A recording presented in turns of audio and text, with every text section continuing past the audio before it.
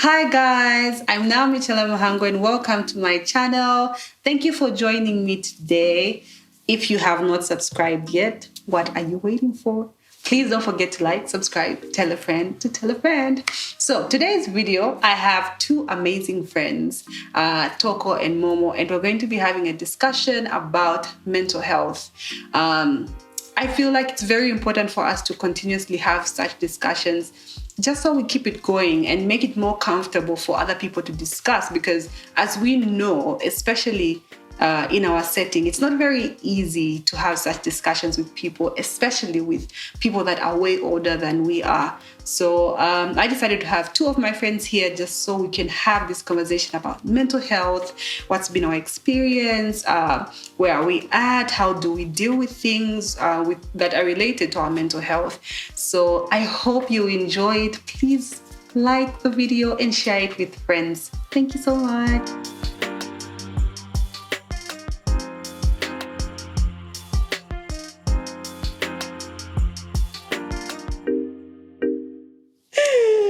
First question. Drum roll. How is your mental health?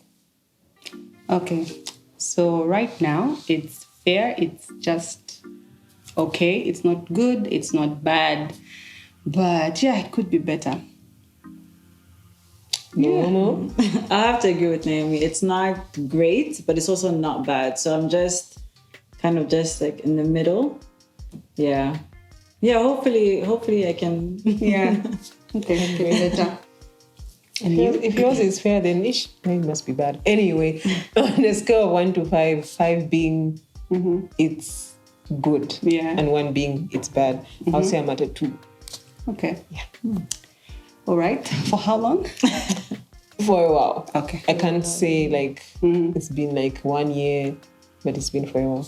Oh, okay. Do you want to say more? No. For now, no. Okay. Ask the next question. So do you think our upbringing affects our mental health? It does. Okay. Explain. Well, I know that how your parents talk to you, what they say to you, and how they raise you affects how you think. Yeah. And how you, what's the word? How you think about yourself, how you think about others, and how you think about the world. Okay. And how you handle situations. Yeah. Momo. Yeah, I think it does. I mean, if I look at myself and how, for example, I handle things, whether it's stress or, just anything in life, a lot of my reactions toward things, I can trace them back to my parents. Yeah. You get what I mean? Okay. And I know sometimes when I either freak out or I'm, trying to handle, I'm like, oh, I know where this is from. Either this is from my mom or this is from my dad. And I've actually had to spend the time trying to unlearn some of those things so that I can just, be me and learn how to better cope. So yeah, I think it definitely does, because from the time that you're growing up, you're watching your parents deal with life. Exactly. And if they can't handle stress, that automatically like you feel like, oh, that's how I'm supposed to you're supposed to handle it. So yeah, I do think it does really it does have an impact on us. Yeah, that's true. Hey, next question. Okay. What one piece of advice would you give to someone struggling with their mental health? To seek help quickly or early. Yeah. Yeah. No, you go first. Okay. Yeah. One piece of advice. I think, so I've never been to therapy, although I'd love to try it out. And I think when you asked the question, immediately I thought, okay, make sure that, try to be around people that, usually help you to uplift your spirits.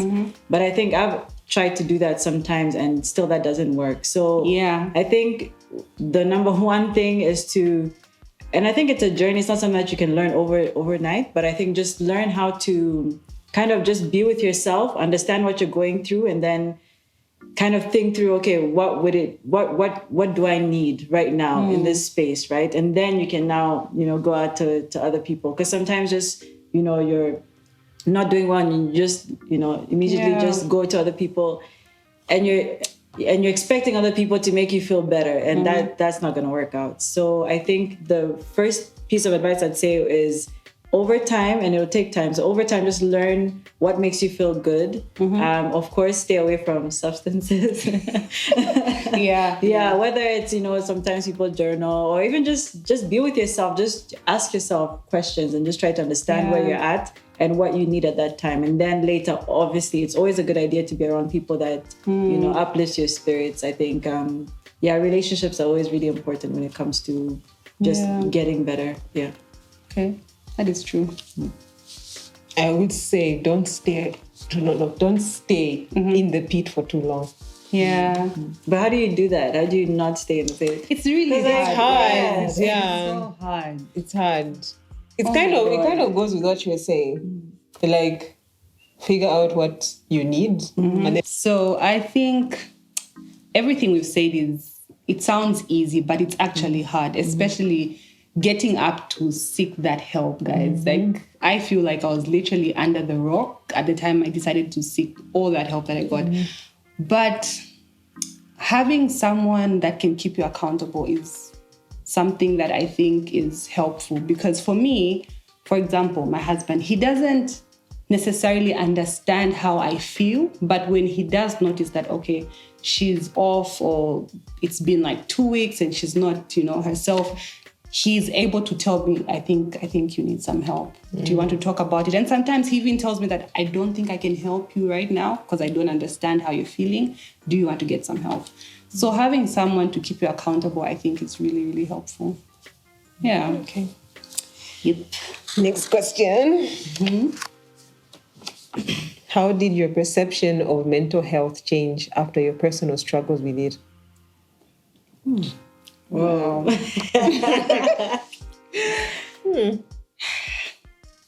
How did it change? Well, so for me, I've struggled with it for a very long time. Like, when I remember, even when I was in my 5th grade, I still remember struggling with my mental health. So before, I didn't even judge people. I didn't think people are overreacting or acting out. I don't know. I just think I've grown in knowledge around mental health. Not that I had a bad perspective about it, and now it's just, drastically changed. So, yeah, I think I've just grown in knowledge. Yeah. So what is the question? How did your perception of mental health change after your personal struggles with it? So, I think for me in the beginning, I think that my earliest memories of not being fine emotionally, I think was when I was, I'd say 13, 14, 15. Yeah, around that time. And I just didn't understand. I was just a moody person. Like, I was just so, you're so moody. It was just such a very dark time. I didn't understand my emotions. Exactly. I had mood swings. And I guess, of course, that, came with, puberty and, whatever I was going through. But when I do, look back, it wasn't just, puberty. It's just me not being able to deal with my emotions, and I just didn't know what to do. So, like you said, and at that time, no one was really talking about mental health, really. Mental health, really, this whole topic and, talk about mental health just started quite recently, to be honest. So now, the more people talk about it, the more awareness, they bring to this topic. So, and then reading books, listening to people, Esther Perel and Dr. Caroline Leaf and all those things. And, you listen to people, you learn more about, okay, why you're feeling that way. And also, I think those Changes That Heal book as well. One of my biggest things is being able to accept the good and bad in myself and accept the good and bad in other people. And because it's hard for me to accept the good and bad in myself, I also project that onto other people. Yeah. So, I think it wasn't necessarily a change of perception. But I think maybe when you talk about change of perception, I think I diverted. I think it was the more you know about it, the more you feel that it's okay to feel the way you're feeling. And then now you can better deal with it. So I think at some point I would just kind of reject those feelings. Why am I feeling like this? I'm weak, or I'm this. But then, the more you learn about it, the better you are, the better you can deal with it. So I think, That's my perception. For me, I feel like the older I've gotten, and the more I have seen people go through it, the more I've gotten to understand why people act the way they act, or how when they come out the way they come out, if it's negative, it kind of gets you questioning, like, why are they acting like that? It's probably because something happened. That's why they either act out or close up and just kind of close up from the world and shut everyone out.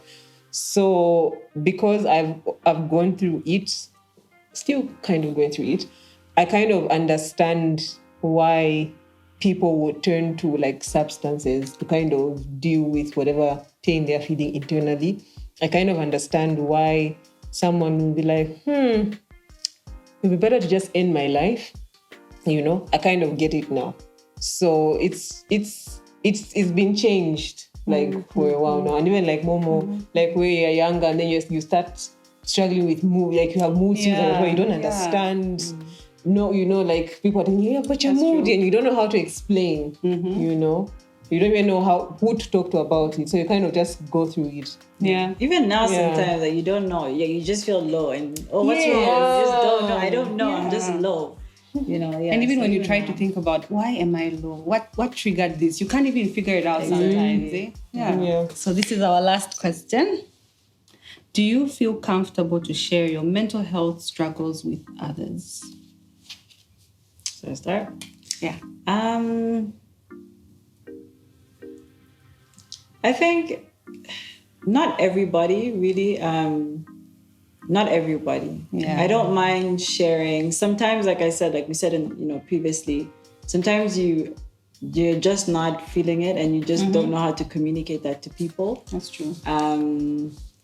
And I could share it with certain people that I know would be able to help talk me through, right, whatever I'm feeling, or even just say I understand. And just, there's, to a certain extent, it's really great when someone can kind of sense that you're not okay and you don't have to say anything. Like they're just true. There, like their presence just kind of helps you to kind of just deal with whatever, you're going through.